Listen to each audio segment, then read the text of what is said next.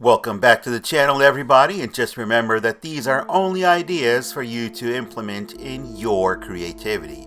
If you don't like them, you don't have to get angry, just don't use them. Now here's a couple of custom printed resin sculpts from Martin Naranjo, Martin's Customs. And I'm only going to focus on a few of these because I've got so many on this display. Martin has a great selection of these resin sculpts. He can get them to you painted or unpainted, as you see here. I prefer to paint my own, and this is what I requested. And I'm really happy with the quality in the resin print. And I'm going to focus on a few of these, as I mentioned.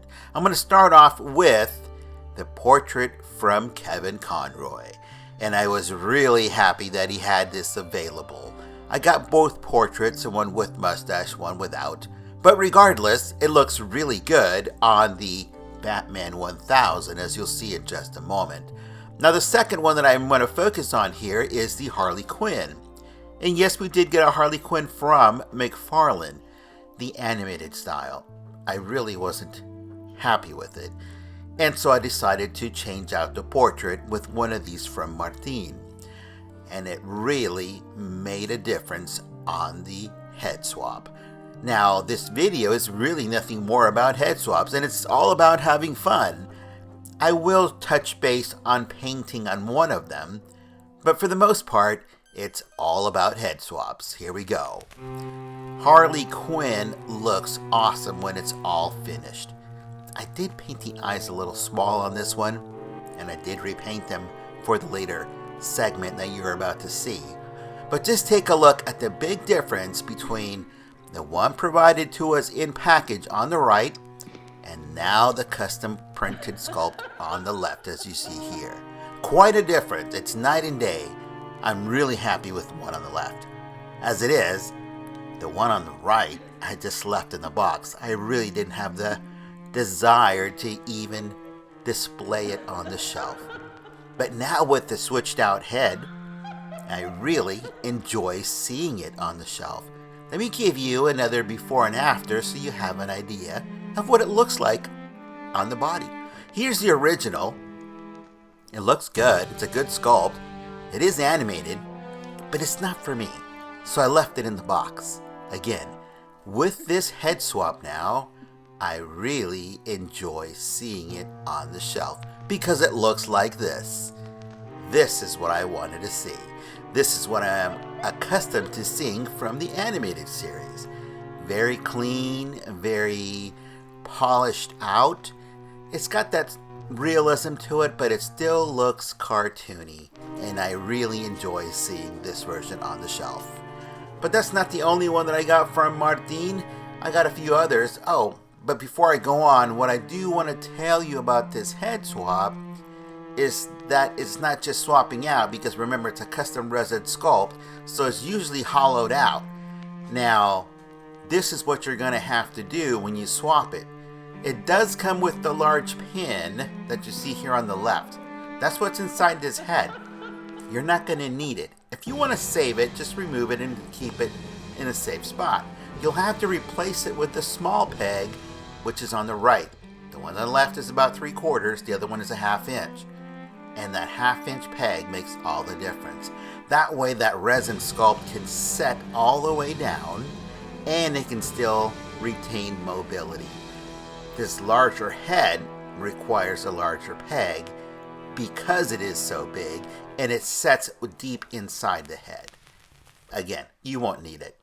Now this is the Kevin Conroy sculpt on the Batman 1000 body. Again, it's another figure I just left in the box because I really wasn't happy with the sculpt. It's just too small. This printed sculpt has a better proportion to the body, and I really like the way it looks. It's got that build that looks a little bit more realistic. It's not overly buff, but the portrait looks great on this sculpt. And now I enjoy seeing it on the shelf, even if it does have the plastic cape. Will I replace it? I don't know. I'm kind of liking what I'm seeing here now. Maybe in the future I may replace the cape with a fabric or pleather cape. Same thing with this. Now this is not from Martin, this is from somebody else, but this is the Batman 66 head replacing the original tiny head that this body had, and this is the exclusive to Target, I believe it was. Again, I like the way it looks with this blue. I may have to match up the tones, but I like the plastic cape. It looks great. And the body type to this looks really good in proportion to this head sculpt. I like the way this turns out, and I can't wait to get that Robin. I'll place it next to this, and that'll be my set. I'm really happy with the way this turned out. Again, here is Harley Quinn with the same backdrop. It looks really nice, and I just want to give you a word of caution. That collar that's on her is a hard plastic, and it's actually fragile. Those decorative pieces that are on the ends, they're fragile. They do tend to break. So be very careful. I had to glue one of them back on. Other than that, it's a great sculpt. It really looks a lot better with the head swap. But I didn't end there. Remember, this video is really about having fun. And you already saw the next one, but I'm going to show it to you anyway, in case you didn't see the video. And it's Robin, Damian Wayne. This head sculpt to me says Robin or Damian Wayne all the way. The one that came originally with this, I just really wasn't feeling a Damian Wayne. And this is so much better. This is from the Bat Family Pack. And yes, I will be replacing a cape, but not at this time. That'll leave for a future video. In the meantime, just take a look at how much of a difference a head swap can make on the figure. Now, I truly enjoy displaying this on the shelf because of that head swap. So the next portrait is of Jason Todd. And it's one figure that I've done before. I actually sold the figure, that's why I'm doing this again. And it looks like this. And yes, it is a kitbash. And I know a lot of you have done that kitbash with the Robin that's come out. But you haven't done this one. And there's one more that I have coming that nobody has done. Now, in this, I did implement a slightly different technique. And I will now show you what I did so that you can do that yourself. You will require two figures. The Dawnbreaker, you're going to need the boots, you're going to need the arms, and you're going to need the legs, or the boots from the Jason Todd on the right. That is the one from the Three Jokers wave. And you are going to need the torso and the trunks. The arms and the vest, you can remove, I should say the jacket, because it's a vest because they're not attached. So you can remove that, and you're going to come back and do some painting. So let me show you very quickly what it looks like with the swap. So here's the body parts all swapped out. We don't have a jacket, we just have the torso, the arms, and the bottom of the legs, which has the boots. And I just swapped them at the knee. I popped out those pegs, replaced them, and that's it. Easy swap. Now, if you take silver paint and you paint the actual torso, you will then get a metallic look when you put red on top of it. Now, at this point, if you want to leave it the way it is, that's fine. I went a step further and I added shading to the actual torso to really bring out the detail. I used a Vallejo Premium Black, a few drops in the Airbrush, that's all you're going to need, and you're going to come up from the bottom up at an angle and only provide a shading or shadow for those areas. And then when you come back with your translucent Tamiya red, you will be able to have a tonal transition of different reds. And because the Tamiya red is a high gloss paint, it's an acrylic paint, it's gonna look like it's wet. It's gonna look awesome. Now this is it right here. This is the Tamiya X27. It is a translucent red. It is a thick, it's a thick paint. The viscosity is almost like honey. So you'll have to thin it down with your nail polish or something else that you may have.